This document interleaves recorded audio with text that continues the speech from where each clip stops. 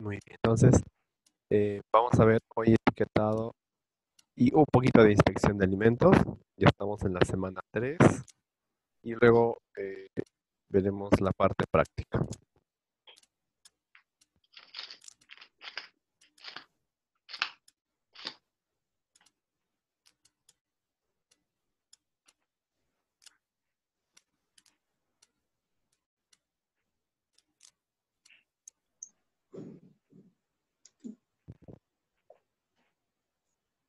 Muy bien.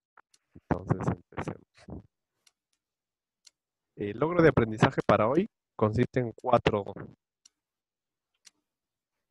Primero vamos a aplicar los criterios de la INACAL para analizar etiquetas de alimentos. Luego vamos a conocer el glosario que la misma INACAL ha elaborado para poder analizar las etiquetas. Vamos a ver un poco sobre la ley 30021, conocer sus principales elementos y finalmente vamos a ver el concepto de inspección de alimentos. Estos 3 primeros logros consisten solo en el tema de etiquetado y este último es el tema de inspección. Empecemos. El contenido de hoy está conformado por 5 partes. Primero vamos a dar un repaso de la semana pasada. Vamos a ver algunos conceptos de etiquetado. Luego vamos a ver el glosario. Vemos un poco la ley de los alimentos y terminamos la sesión de hoy con el tema de inspección. Vamos a silenciar sus micros porque escucha hasta acá sus...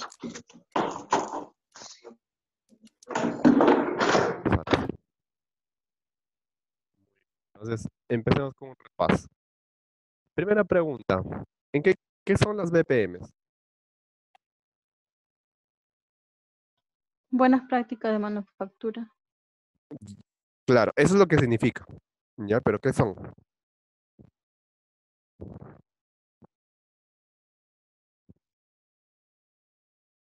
Está correcto que son buenas prácticas de manufactura, pero ¿en qué consisten estas buenas prácticas de manufactura?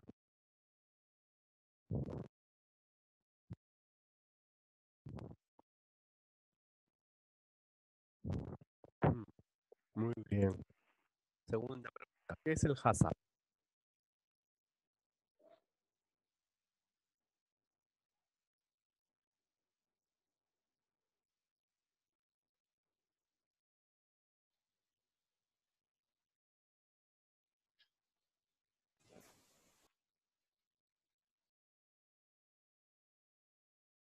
Mm, Ok, es para determinar inocuidad, pero hay algo más. El HACCP es más que, claro, incluye la inocuidad, pero algo más falta ahí.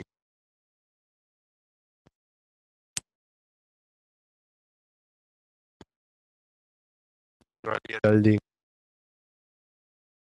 era el menciona para determinar la inocuidad. Y está bien, pero igual hay un concepto todavía que falta. Mm, no te preocupes.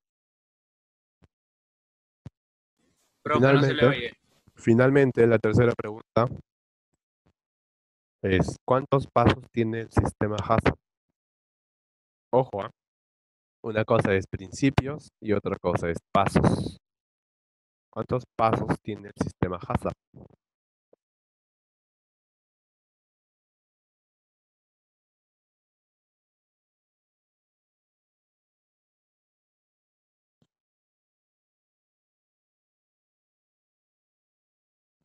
Entonces, vamos a responder 3 preguntas. Las BPM son procedimientos que se aplican a toda la cadena alimentaria, incluyendo la producción, el almacenaje, el transporte y el expendio de alimentos para conservar la calidad y limpieza. Profe, no se le oye muy bien. Ahí sí se escucha mejor. Se escucha entrecortado, profe, como si su Sí, y internet como estuviera si mal. estuviese alejado también. Debe ser el internet. Bueno, mm, ¿qué es el HACCP? Es un sistema que permite alcanzar la inocuidad de los alimentos en una determinada producción. Este sistema nos permite determinar los puntos críticos de control. ¿Y cuántos pasos tiene? No son 10, son 12. Recuerden que hay 7 principios y 5 pasos previos. ¿Ya? Eso es esencial. Eso sí tienen que recordar sí o sí. Muy bien. Entonces, este era solo un recuerdo de lo que hemos visto la semana pasada. Y ahora vamos a pasar a lo que nos compete hoy. Vamos a empezar con el etiquetado. Vamos a ver. ¿Qué es una etiqueta? ¿Qué entienden ustedes por etiqueta?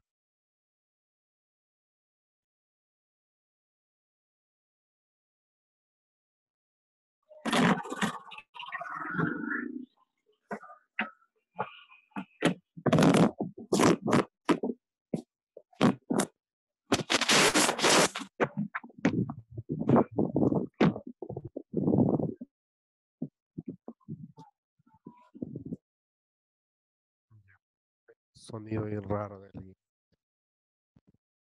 Les voy a presentar dos definiciones. Ahorita en esta clase vamos a empezar a conocer algunas instituciones que trabajan con el tema de etiquetado. Entonces, una de ellas es el INACAL. ¿Qué es el INACAL? Es el Instituto Nacional de Calidad. Ellos elaboran, por ejemplo, normas técnicas para el tema de etiquetado. Ya es muy importante. Y se he colocado dos videos en el aula virtual para que puedan conocer un poco del trabajo que desarrolla el INACAL. ¿Qué es una etiqueta según el INACAL? Es todo elemento, ya sea escrito, impreso o gráfico adherido, aplicado, unido, obtenido por soplado, formado, moldeado, colocado, que pertenece o acompaña a un preenvase, es decir, a donde se va a contener el alimento, y contiene cualquier producto para propósitos de colocación de marca. Para colocar una marca, para identificar o brindar cualquier información con respecto al producto o al contenido del preenvase. Ya, entonces, para el INACAL, la etiqueta sería todo aquello que está adherido, sea cualquiera sea el material, al preenvase, es decir, al lugar donde se va a contener el alimento. Y esta etiqueta tiene el contenido o el propósito de informar, contener información para el consumidor final. Esa sería la definición según el INACAL. Otro organismo que ustedes necesitan conocer es Indecopi. Es más, Indecopi es quizás un poco más importante que el INACAL. Para el INACAL es toda marca, marbete o materia descriptiva o gráfica, puede ser escrito o en formas de figuras, eh, destinada a informar. Esto es lo más importante de este concepto, destinada a informar al consumidor sobre las características del alimento. Ya, entonces, ¿qué sería una etiqueta según el INACAL y según el Indecopi? Es todo aquello eh, que sirva para poder informar al consumidor sobre las características de los alimentos. No importa el material, no importa si es, por ejemplo, como en los huevos la calera que está impreso con tinta indeleble, no importa si es de papel, de plástico o de otro material. Lo que importa es el contenido de la información. Este es importante. En cuestiones de técnicas, Indecopi es el organismo estatal que hace el seguimiento del etiquetado de alimentos.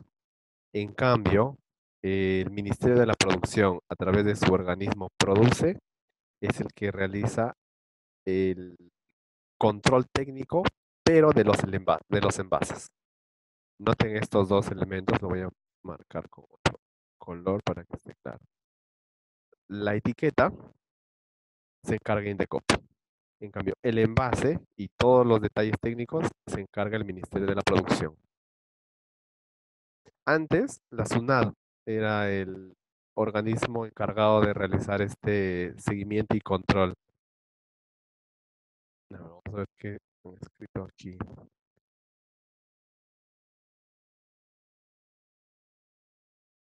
Oh, ok, pero ya es 2 y 4.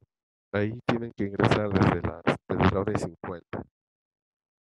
Y vamos a repetir esta parte para que Liz no se pierda nada.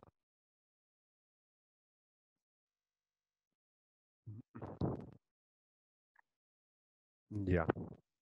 Les mencionaba que hay dos organismos estatales que regulan tanto los envases como las etiquetas.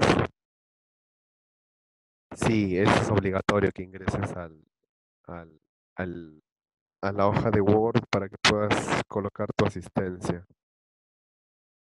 Pero qué raro. A ver, vamos a detener un rato esto. Muy bien, entonces nos habíamos quedado en esa parte. Habíamos mencionado que el etiquetado está a cargo de la vigilancia y la normatividad, está a cargo de Indecopy. En cambio, los detalles técnicos de los envases están encargados por la oficina Produce, que es del Ministerio de la Producción. Y les había mencionado que la SUNAT antiguamente hacía un control y vigilancia de estos detalles técnicos, pero como la SUNAT también elabora y hace otros temas, no era muy eficiente el control que hacía sobre los envases y alimentos. Entonces se delegaron a estas dos instancias administrativas para que puedan hacer el control. Como ya es 2 y 8, ya no van a poder ingresar, tendrán que ingresar después. Vamos a ser más estrictos a partir de ahora. Así sigamos. Continuamos con el etiquetado. Muy bien, aquí es importante y les pediría que tengan a mano un papel o un cuaderno. Sí, dime. Por favor, ¿podría diferenciarme las funciones del Indecopy y de la SUNAT así en cuanto al etiquetado, porfa? Ya, de nuevo, ya, brevemente. La SUNAT ya no hace nada ahora. La SUNAT ha dejado de fiscalizar y dar las normas para estos dos elementos. Quien se encarga del etiquetado, que vamos a ver ahorita, es Indecopy. Por ejemplo, si ustedes encuentran un alimento que tiene una etiqueta que incumple la normativa, ustedes presentan su denuncia a Indecopy. En cambio, imaginemos que encuentran un envase de yogur de 1 litro, pero que su contenido es de 700 mililitros, la denuncia no iría a Indecopy por el envase, sino por no cumplir los reglamentos técnicos del Ministerio de la Producción. Ya, esa es la diferencia. El envase, por ejemplo, latas, cajas, Profe, botellas. disculpe que le cambie el tema, pero supongamos que yo quiera crear mi producto, ¿no? Por ejemplo, un yogur. ¿A dónde tengo ¿Ya? que ir? ¿A la SUNAT? No, a Indecopy. A Indecopy primero para ver el tema de etiquetado y luego tienes que ir a la SUNAR para el tema de... hay un registro público que se necesita hacer para productos nuevos. La SUNAT tiene que ver más con temas tributarios, no tiene tanto que ver con el tema en sí del alimento. Y esa es esa parte. Por eso acá está escrito que es antes. Antes era su función hacer regular todos estos temas. Ahora ya no, ya dejó más bien.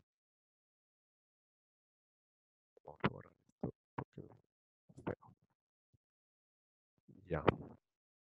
Ahora sí, pasamos al núcleo de la sesión y necesito que tengan a mano papel o lápiz o lo que puedan, donde puedan anotar.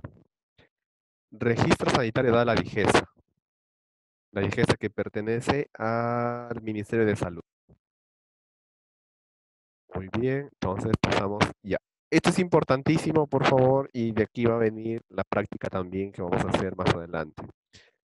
Hay, según el INACAL, que ya les había mencionado que es el Instituto Nacional de Calidad, 9 criterios mínimos que debe tener toda etiqueta. Si un alimento no contiene estos 9 elementos mínimos, eh, estaría incumpliendo la recomendación de la INACAL. Nos vamos a empezar por los 9. Y luego esta parte va a ser, se va a llevar a cabo unos ejercicios y luego ustedes van a hacer una práctica más adelante. Entonces necesito que presten bastante atención. primer requisito es nombre del alimento y eso es obvio. Vamos a- Nombre del alimento. ¿Qué incluye el nombre del alimento? La verdadera naturaleza del alimento, ser específico. Tiene que ser específico. Para evitar que se induzca en error al consumidor por contener palabras o frases con respecto a la naturaleza y condición del alimento. Forma de presentación o tratamiento al que ha sido sometido. Deshidratación, concentración, etc. Por ejemplo, ¿recuerdan ustedes el tema de la leche pura vida? Aquí estaba el primer error de esa leche. Aquí. Porque el nombre del alimento no era leche. Y eso inducía al error al consumidor. Entonces, tuvieron que ser otras personas externas al país que se dieron cuenta de este problema y denunciaron a las instancias correspondientes y recién la empresa Gloria tuvo que cambiarle el nombre del alimento y le puso mezcla láctea. Entonces, esto es importante, el nombre del alimento. Pero también, profesor, había por la imagen también que era. Exacto, exacto, exacto. Recuerden que la etiqueta no solamente son palabras, sino también son gráficos. Y ahora cuando vayamos al tema de la ley, exacto, el tema de Sublime es peor todavía. Por ejemplo, todos los chocolates, entre comillas, que ustedes comen en la calle, eso es princesa, ninguno es chocolate. Y si se dan cuenta, en la etiqueta no dice chocolate. O sea, la gente es los que hacen estos alimentos son muy inteligentes y no ponen chocolate, dice otra cosa. Profe, Sí, entonces el Indecopy, ¿por qué no hace nada? porque ellos de oficio no siempre pueden actuar, necesitan la denuncia de un usuario. Profe, pero yo que sepa ese video denuncias, ¿ah? Ah, bueno, ese sí es un tema más de derecho. Imagino que tendría que actuar, ¿no? Porque cuando un producto está induciendo al error, está incumpliendo la norma. Entonces, si la denuncia procede, debería haber sanción o debería haber un cambio. Justamente eso vamos a hacer 3 ejercicios más adelante para ver cómo es que se aplica esto del nombre. Ya, sí. Por ejemplo, si tenemos duraznos y ese durazno es una conserva, también se debe indicar, por ejemplo, que está en almíbar o una salmuera, o si el producto ha sido concentrado, deshidratado, reconstituido, etcétera. Y entonces implica el nombre, no solamente leche, ¿no? Sino leche añadida con tal producto, sometida a deshidratación, pasteurizada, ultrapasteurizada, etcétera. Todo eso incluye el nombre. Segundo requisito del etiquetado es el contenido neto. ¿Qué es el contenido neto? Eh, es el peso, o mejor dicho, en términos más técnicos, es la masa del alimento al cual se le quita el peso de toda la envoltura. Tiene que estar expresado el contenido neto en cifras que sean fácilmente reconocidas. Por ejemplo, para líquidos se utiliza el concepto de volumen, para sólidos en peso y para semisólidos en peso o volumen. Vamos a hacer, a ver, algunos, vamos a aplicar esto a la realidad. La gaseosa, ¿en qué se mide? Mililitros, profe. Muy bien. El yogur, Mililitros igual, pero hay algunos que no, salen con kilos. no, el yogur es más, es kilogramos. Por eso, cuando ustedes encuentren tanto alimentos semisólidos y viscosos, el,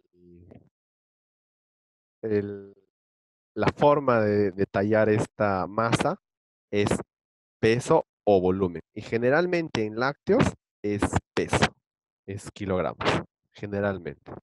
Profe, Sí, usted que ha trabajado, bueno, en esos ámbitos, ¿por qué le ponen el peso? ¿Se le facilita más a la empresa hacerlo así? ¿Hay algún truco? No sé, ya, que se coman más esa, gramos. esa pregunta es una de las más inteligentes y las mejores que has hecho.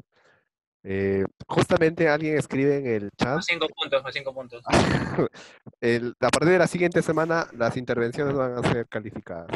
Vale, profe. Hoy día la clase está, bueno, es como cuando el cocinero cocina algo y le ha tomado tiempo y dice que está rico.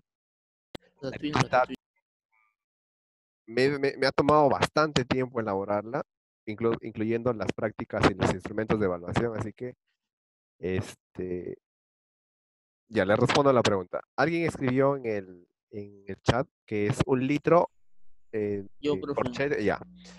Eso solo funciona en el agua. La densidad del agua es 1 kilo o 1 litro. Pero en el caso de otros alimentos no funciona así. La densidad es distinta. Por lo que significa que 1 kilo no necesariamente es 1 litro. Puede ser más o puede ser menos. Ahora, ¿por qué los lácteos se miden en cuestión de masa y no en forma de volumen? Porque lo importante de la leche es la grasa y no el contenido líquido. Entonces, cuando la leche llega a los almacenes o las plantas de procesamiento de lácteos, se, el precio de la leche está en función al contenido graso. Si una leche tiene más grasa, su valor es mayor. Es por eso que generalmente se utiliza el concepto de peso en alimentos lácteos. Profe, profe, Sí, te escucho. profe, pero ¿cómo va a estar más caro si cuando tú compras leche semidescremada, eso con lo menos por ciento de grasa, eso está más caro cuando le quitan más la grasa en el mercado, ¿no? Ajá, Y cuando va a la industria, justamente. mientras más grasa, más caro, ¿cómo es eso? Justamente, la leche descremada que tú compras ya es una leche mezclada de todos los establos que han llegado al- a la planta. Entonces, cuando hablo de el valor de la grasa, hablo del proveedor a la empresa. En cambio, el precio que te dan a ti es de la empresa al consumidor. Y es lógico, mientras más procesamiento se haga un producto, por ejemplo, la leche más barata es la leche tal como está, pasteurizada. Si ya la sometemos a evaporación, a ultra pasteurización, o la descremamos, ya sube su precio. Y a las empresas de lácteos les conviene descremar la leche, porque de ahí sacan muchos más productos. Entonces es mejor para ellos.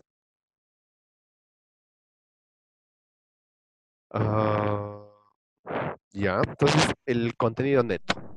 Aquí hay un concepto que quiero colocar que está, que es útil para algunos productos. ¿Qué significa el contenido escurrido? Voy a poner así con una T. Contenido neto es solo el alimento sin envase. ¿Y qué será contenido escurrido?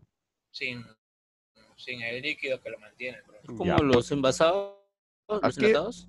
exacto. Por ejemplo, las conservas, Eh, eh, claro, las conservas de piña, atún. durazno, Exacto, todo lo que atún. lo que tenga un líquido, Sin el aceite, eso se llama líquido de gobierno. El líquido de gobierno, cuando se retira este líquido, se llama contenido escurrido. Ya, entonces tengan en mente esos conceptos. Hasta ahorita hemos visto dos criterios para el etiquetado. El tercer criterio es la lista de ingredientes. No, tan rápido, ya es media hora. Ya. Lista de ingredientes. Deberán indicarse en orden decreciente de mayor a menor la proporción de ingredientes utilizados en la fabricación de un alimento. Eso es fácil. Todos los ingredientes deben mostrarse. Luego resaltamos la palabra. El cuarto es el registro sanitario, que hizo la pregunta hace un ratito uno de sus compañeros. El registro sanitario debe estar otorgado por la DIGESA. El quinto criterio es la fecha de vencimiento. Y aquí vamos a conversar un poquito porque esto de la fecha de vencimiento es un poco engañoso. Vamos a ver por qué. O sea, ¿cómo se muestra este criterio en las etiquetas? Con las siguientes frases. Consumir preferentemente antes de, fecha de vencimiento, etcétera. Profe, una pregunta. ¿Y el patentado? ¿Patentado de alimentos o de Sí, procesos? de alimentos. El patentado lo trabaja Indecopi. Ah, Indecopi ya. es el que hace todo el trámite de patentes. ¿Tendría que intervenir en ese tema también? ¿No lo etiquetado o Eh, no? no. Ese ya es otro tema. Es otro tema. Sí, Ah, pero ya, ok. profesor, no involucra en el nombre del alimento que Así, dice Tito. tiene que ser específico y no genérico. Ah, claro. Es que a ver, vamos a separar conceptos. El tema del proceso de patente lo hace Indecopi, pero el nombre que debe tener tu alimento sí debe incluirse aquí, en esta parte, aquí. Por ejemplo, si es un alimento distinto al anterior, por ejemplo, en términos de transgénicos, debería sí o sí mencionarse acá, como los aceites que provienen de el aceite de palma, por ejemplo, o hay algunos tipos de aceite de soya. Esos alimentos deben, si son transgénicos, deben incluirse aquí. Pero aquí, por ejemplo, no se pone la patente, o sea, no se pone que es un alimento patentado por tal, porque no es necesario, porque la patente es un concepto más jurídico que alimentario. Por eso no va aquí.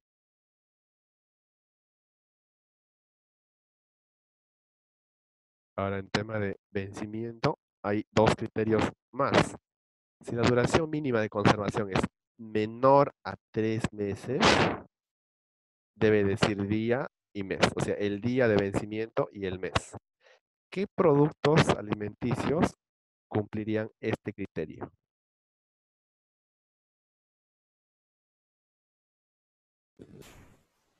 Yogur, leche. Los líquidos, profesor. Yogur pasa de los ¿Lácteos? 3 meses.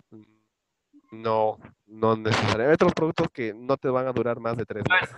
Pan. ¿Los panes, profe? Por ejemplo, sí, el pan, pero hay otros que se malogran más rápido que el pan incluso. Cremas, Eh, No, harinas que venden. chocolates. chocolates no, eso dura más tiempo. Profe, pero cuando yo vi chocolates yo trabajé en Totus, los chocolates más puros duraban poquito, ¿no? Claro, el chocolate de verdad sí, pues. El chocolate de verdad sí, pero cuando se le añaden los benzoatos, que son químicos que alargan la vida útil del producto, pasan los 3 meses. Un producto, por ejemplo, pongamos un jugo sin benzoato, su tiempo de conservación es menor a 3 meses. A ver, si le añadimos acá o bien sorbatos o bien benzoatos, que son dos conservantes, el tiempo de conservación es mayor a 3 meses. Entonces, aquí los clásicos son las carnes no procesadas, me refiero. Por ejemplo, los pavos San Fernando. Ellos deberían tener aquí su fecha de vencimiento mencionando el día y el mes. En cambio, otros productos como las galletas, todas las conservas, cuya duración es mayor a 3 meses, la fecha de vencimiento debe estar en este formato, mes-año. Esa es la diferencia entre los dos. Esto es a nivel legal. Ahora, a nivel técnico, esta fecha de vencimiento es engañosa, porque no necesariamente quiere decir que un alimento que haya llegado a su fecha de vencimiento ya es totalmente inutilizable. Ya hay un margen más o menos de un mes, más o menos un mes, en el cual un alimento todavía puede ser consumible. Pero eso ya se deja a criterio de los ingenieros que trabajan con alimentos, ya no tanto al criterio del consumidor. Profesor, una pregunta. Ujú. Con respecto al ejemplo de las carnes, en el caso a nivel, por ejemplo, de los supermercados, cuando congelan el alimento congelado también tiene una fecha de vencimiento, o es cuando ya el producto está a disposición del público. Claro, es cuando el consumidor ya lo ha sacado del paquete. Esa es la fecha de vencimiento. Porque mira, yo cuando estuve trabajando en Plaza Vea, más o menos por septiembre, a ver, claro, septiembre llegan los lechones para Navidad y se almacenan en frigoríficos enormes. Entonces, de septiembre hasta diciembre son casi 3 meses y la gente lo consume, pues, ¿no? Mismo Navidad o incluso hasta en enero. Entonces, esta fecha a la que se refiere es el tiempo en el que el consumidor lo va a tener en sus manos, en este caso. Y profesor, esas comidas que venden, por ejemplo, en el supermercado Ujú, Plaza Vea, ujú. por ejemplo, si uno lleva esa ensalada que ¿Ya? compra ahí, Ajá. ¿cuánto tiempo más o menos tiene que durar? Porque he visto, un docente me comentó un caso que tuvo que compró así en gran cantidad Ya. ensalada así como creo que era pollo a la brasa, Ah, con la ya, ensalada eso, ya, y habrá sido pues, la media hora o una hora en el transcurso de ir desde el punto donde compró hasta su casa, ya, ya la ensalada estaba en pésimo estado. ya, Y correcto. regresó y hizo su reclamo porque supuestamente ese producto no pasó mucho tiempo en la cual ese lo había adquirido y ese producto al momento de querer consumirlo ya estaba todo malogrado. Ujú, ujú. Es Ya, depende del cambio de temperatura, ¿no, profe? También. no, igual, mira, imagínate que ya tendría que estar en Pucallpa o en Iquitos, ser mediodía y tenerlo expuesto en la ensalada para que le pase eso en tan poco tiempo. Lo más probable es que en el procesamiento que han hecho en el supermercado ha habido una contaminación cruzada. Es de ley, eso es lo que ha pasado. Entonces, lo que procede ahí es la denuncia en atención al consumidor y libro de reclamaciones. Eso era lo que procedía, o lo que debió haber hecho la persona que pasó esto. Porque la ensalada que te venden ahí dura un día. Ese es el tiempo de vencimiento de esos productos frescos. También cuando mezclas, o sea, el tupper de la ensalada y lo pones junto al pollo que está Claro, caliente, claro, la temperatura quizás eso lo... también, ¿no? Pero igual, o sea, mire, imaginemos que tengo mi ensalada en un tupper y el pollo a la brasa en otro tupper y los ponemos juntos. La velocidad de transferencia de calor de un pote al otro no es tan rápida como para descomponer un alimento y para generar crecimiento bacteriano. O sea, no es tan rápido. Tendría que llegar pues a los 80 grados y a esa temperatura los plásticos ya empiezan a malearse. Entonces, lo más seguro, o bueno, lo más probable que ha pasado en ese caso es la contaminación cruzada o quizás un envase sucio. Pero algo ha habido ahí que un criterio de calidad no se ha aplicado bien y por eso ha pasado ese caso. Profe, Sí, profe, ¿esto es obligatorio que vaya el lote en el producto? justo. Estamos en el 5. Ahorita vamos al 6, 7 y 8. El punto Sí, 6, el profe, lote, porque acá tengo un producto que le faltan algunas cosas y es ya, de muy Orfeo. bien, muy Ahí ya bien. me dice en qué punto y le digo, pues, ¿no? Le vas a Está hacer bien, está bien, algunas está bien, cositas. está bien. Claro, claro. Y Es entonces, cierto. ese producto que lo tienes, guárdalo porque vamos a utilizarlo para la práctica. Entonces, mejor si no tiene lote. Es un golazo ese producto. Entonces, ahorita se va a acabar el Zoom, así que tenemos que volver en unos minutos. Eh, no es mala idea, pero no. Entonces, estamos en el punto 6. Ojo, ya pasamos 5 criterios. Las instrucciones de uso son lo que ya habíamos visto en el HACCP. Recuerden el destino.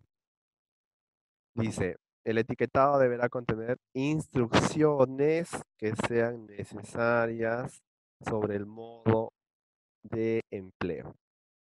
Esto es las instrucciones de uso. ¿Cómo se va a usar? Se va a usar caliente, se va a usar frío, se tiene que refrigerar, etcétera, etcétera.